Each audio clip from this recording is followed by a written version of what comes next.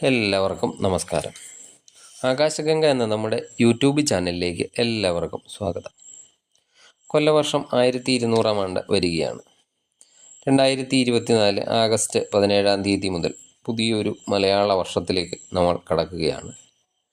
ഈ പുതിയ വർഷം കർക്കിടകക്കൂറുകാർക്ക് പൊതുവായി എന്തൊക്കെ ഗുണദോഷ ഫലങ്ങൾ ഉണ്ടാകും എന്നതിനെ പറ്റിയാണ് ഈ വീഡിയോയിലൂടെ പറയുന്നത്. ഈ സമയത്ത് കൂടുതൽ സമയം രാശിയിൽ നിൽക്കുന്ന വ്യാഴം, അതുപോലെ ശനി, രാഹു, കേതുക്കൾ എന്നീ ഗ്രഹങ്ങളെയൊക്കെ കണക്കിലെടുത്താണ് ഫലങ്ങൾ ഞാൻ പറയുന്നത്. കർക്കിടകക്കൂറിൽ വരുന്ന പുണർദത്തിൻ്റെ അവസാനത്തെ കാൽഭാഗം, പൂയം, ആയില്യം ഈ നക്ഷത്രക്കാർക്ക് വ്യാഴം 11-ാം ഭാവത്തിലും, അതുപോലെ ശനി അവരുടെ 8-ാം ഭാവത്തിലും, രാഹു 9-ാം ഭാവത്തിലും, കേതു 3-ാം ഭാവത്തിലും സഞ്ചരിക്കുന്ന കാലമാണ്. ചാരവശാൽ ഈ സമയത്ത് ഉദ്ദേശിക്കുന്ന കാര്യങ്ങളൊക്കെ ഒരു പരിധി വരെയൊക്കെ ഫലവത്താക്കാൻ പറ്റുന്ന സമയമാണ് ഈ വരുന്ന വർഷം. അതുപോലെ സമൂഹത്തിലും ജോലി സ്ഥലങ്ങളിലുമൊക്കെ സ്ഥാനപ്രാപ്തിക്ക് ഒക്കെ ഉള്ള സാധ്യത കാണുന്നുണ്ട്. ബന്ധുക്കളെയൊക്കെ വളരെ നാളുകൾക്കൊക്കെ ശേഷം കണ്ടുമുട്ടാനും അവരിൽ നിന്നൊക്കെ പലവിധ സഹായത്തിനും ഒക്കെ സാധ്യത കാണുന്നുണ്ട്. അതുപോലെ ആരോഗ്യപരമായി മെച്ചമുള്ള ഒരു സമയവുമാണ് വരുന്ന പുതിയ വർഷം. ധനപരമായും വലിയ പ്രശ്നങ്ങളൊന്നും ഇല്ലാതെ കടന്നു പോകാനൊക്കെ സാധിക്കുന്നതാണ്. അതുപോലെ ജയം, ആരോഗ്യം, ധനം, വസ്ത്രാദി ഇവയുടെയൊക്കെ ലാഭം ഒക്കെ ലഭിക്കുന്നതാണ്. അതുപോലെ സ്ഥാനക്കയറ്റവും ഒക്കെ ലഭിക്കാനായിട്ടുള്ള സാധ്യത ഈ വർഷം കാണുന്നുണ്ട്. ചിങ്ങമാസം ആകുമ്പോൾ ദുർജനങ്ങളിൽ നിന്നൊക്കെ അകന്ന് നിൽക്കേണ്ട ഒരു അവസ്ഥ വന്നു ചേരും. അത് പ്രത്യേകം ശ്രദ്ധിച്ച് ദുർജനങ്ങളിൽ നിന്നൊക്കെ അകന്ന് നിൽക്കേണ്ടതാണ്. അതുപോലെ കണ്ണ് സംബന്ധമായ, ശിരസ് സംബന്ധമായ ഒക്കെയുള്ള രോഗങ്ങൾക്കൊക്കെ സാധ്യത കാണുന്നുണ്ട്. ധനലാഭം, വസ്ത്രലാഭവും ഒക്കെ ചിങ്ങമാസത്തിൽ നിങ്ങൾക്ക് ഉണ്ടാകുന്നതാണ്. അതുപോലെ പ്രസന്നതയും ധൈര്യവുമൊക്കെ പ്രദർശിപ്പിക്കാനുള്ള അവസരങ്ങളൊക്കെ ഈ സമയത്ത് വന്നു ചേരുന്നതാണ്. കന്നിമാസം ആകുമ്പോൾ ദുർജനങ്ങളിൽ നിന്നൊക്കെ എന്തെങ്കിലുമൊക്കെ ഭയപ്പാട് ഉണ്ടാകാൻ സാധ്യതയുണ്ട്. അതുപോലെ വളരെ കാലമായി കണ്ടുമുട്ടാതെ ഇരുന്ന സുഹൃത്തുക്കളെയൊക്കെ കണ്ടുമുട്ടാനുള്ള സാധ്യതയുണ്ട്. അതുപോലെ കുട്ടികളുമായിട്ടൊക്കെ, വീട്ടിലെ കുട്ടികളുമായിട്ടൊക്കെ എന്തെങ്കിലും തരത്തിലുള്ള അഭിപ്രായ വ്യത്യാസങ്ങളൊക്കെ ഉണ്ടാകാൻ സാധ്യതയുണ്ട്. അതൊക്കെ അല്പം ശ്രദ്ധിക്കണം. അതുപോലെ ഭക്ഷണ കാര്യത്തിലും ശ്രദ്ധിക്കണം. അല്ലെങ്കിൽ വയറ് സംബന്ധമായി ചില പ്രശ്നങ്ങളൊക്കെ ഉണ്ടാകാം. അതുപോലെ സ്വന്തം ദേശത്ത് നിന്ന് മാറി താമസിക്കാനുള്ള അവസരങ്ങളോ അല്ലെങ്കിൽ കുറച്ച് ദിവസം മാറി നിൽക്കാനുള്ള എന്തെങ്കിലുമൊക്കെ കാരണങ്ങളോ ഒക്കെ ഈ സമയത്ത് ഉണ്ടായേക്കാം. തുലാമാസം ആകുമ്പോഴേക്കും എന്തെങ്കിലും തരത്തിലുള്ള ചെറിയ ദുഃഖമൊക്കെ ഉണ്ടാകാം. അതുപോലെ യാത്രാക്ലേശം, കൂടുതൽ യാത്രകൾ ഒക്കെ വർദ്ധിക്കാൻ സാധ്യതയുണ്ട്. എന്തെങ്കിലും കാര്യം മനസ്സിൽ ഉദ്ദേശിക്കുകയാണെങ്കിൽ ആ ഉദ്ദേശിക്കുന്ന കാര്യങ്ങളൊക്കെ സാധിക്കുന്നതാണ്. അതുപോലെ ആകസ്മികമായിട്ടൊക്കെ ആരെങ്കിലുമായി ഒന്നും രണ്ടും പറഞ്ഞ വഴക്കുകളൊക്കെ ഉണ്ടാകാൻ സാധ്യതയുള്ളതിനാൽ അതൊക്കെ ശ്രദ്ധിക്കണം. പറയുന്ന വാക്കും പ്രവൃത്തിയും ഒക്കെ അല്പം ശ്രദ്ധിക്കേണ്ട സമയം തന്നെയാണ്. വൃശ്ചിക മാസമൊക്കെ ആകുമ്പോൾ രോഗങ്ങൾ ഒക്കെ ഉള്ളവർക്കാണെങ്കിൽ ആ രോഗത്തിനൊക്കെ കുറവ് ലഭിക്കുന്നതാണ്. അതുപോലെ ധനപരമായും ഈ സമയത്ത് പുരോഗതിയൊക്കെ ഉണ്ടാകുന്നതാണ്. എവിടുന്നെങ്കിലും അല്ലെങ്കിൽ ആരെങ്കിലും നിന്നൊക്കെ പ്രതീക്ഷിക്കാതെ എന്തെങ്കിലുമൊക്കെ ഉപഹാരങ്ങളൊക്കെ ലഭിക്കാനും ഈ സമയത്തൊക്കെ സാധ്യത കാണുന്നുണ്ട്. അതുപോലെ നല്ല വസ്ത്ര ലാഭമുണ്ടാകും. നമ്മൾ പ്രത്യേകിച്ച് ആരോടെങ്കിലുമൊക്കെ സംസാരിക്കുമ്പോൾ വാക്കുകളൊക്കെ മിതമായിരിക്കാൻ ശ്രദ്ധിക്കേണ്ടതാണ്. അത് പ്രത്യേകിച്ച് പരിചയമില്ലാത്തവരോടൊക്കെ സംസാരിക്കുന്ന സമയത്ത് വാക്കുകളൊക്കെ സൂക്ഷിച്ച് സംസാരിക്കേണ്ടതാണ്.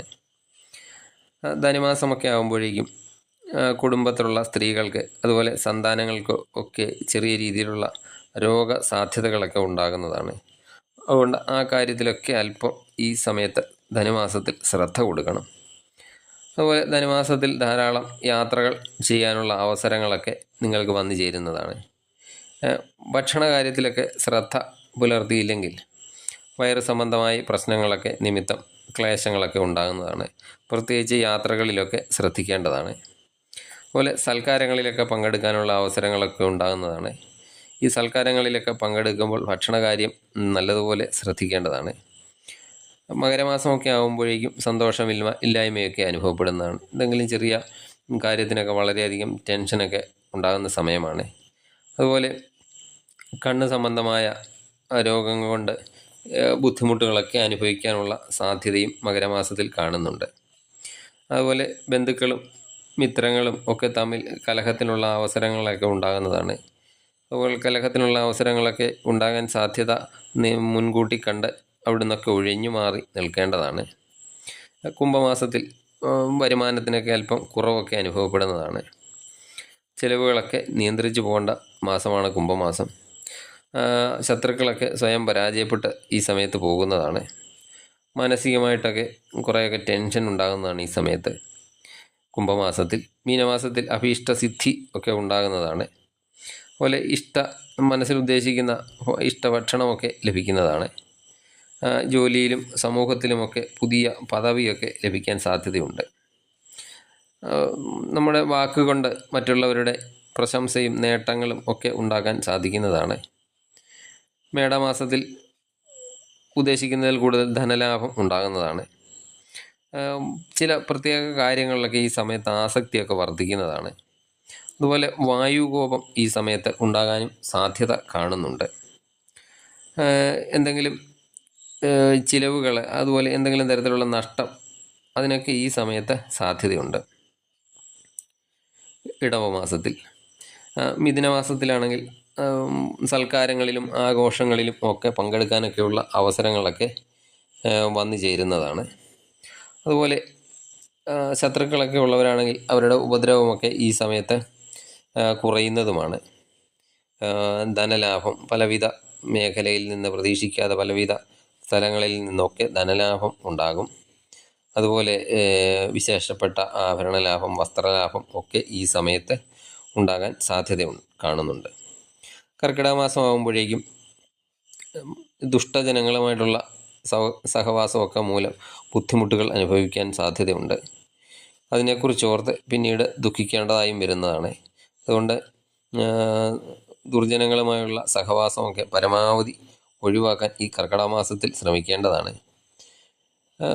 മനസ്സിൽ ഉദ്ദേശിക്കുന്ന ചില കാര്യങ്ങളൊക്കെ എന്നാൽ ഈ സമയത്ത് സാധിക്കുന്നതുമാണ്. ഇതാണ് കർക്കിടകക്കൂറുകാരുടെ 1200 ആണ്ടിലെ പൊതുഫലങ്ങൾ. കന്നിമാസം, മകരമാസം, കുംഭമാസം, കർക്കിടക മാസം. ഈ മാസങ്ങളിൽ അല്പം ശ്രദ്ധയോടെ മുന്നോട്ട് പോകേണ്ടതാണ്. ഈ സമയത്ത് ഇഷ്ടദേവത ഭജനം, അതുപോലെ സമയം ഉള്ളപ്പോഴൊക്കെ ക്ഷേത്ര ദർശനം നടത്തുക. അതുപോലെ മറ്റുള്ളവർക്ക് നമ്മളാൽ കഴിയുന്ന സഹായം ഒക്കെ ചെയ്യുക. ഇതൊക്കെ ചെയ്യുക വഴി നിങ്ങൾക്ക് ഈ ദോഷഫലങ്ങളൊക്കെ മാറുന്നതാണ്. ഏറ്റവും നല്ല ഫലങ്ങൾ നിങ്ങൾക്ക് 1200 ആണ്ടിൽ ഉണ്ടാകട്ടെ എന്ന് പ്രാർത്ഥിച്ചുകൊണ്ട് നിർത്തുന്നു. നന്ദി, നമസ്കാരം.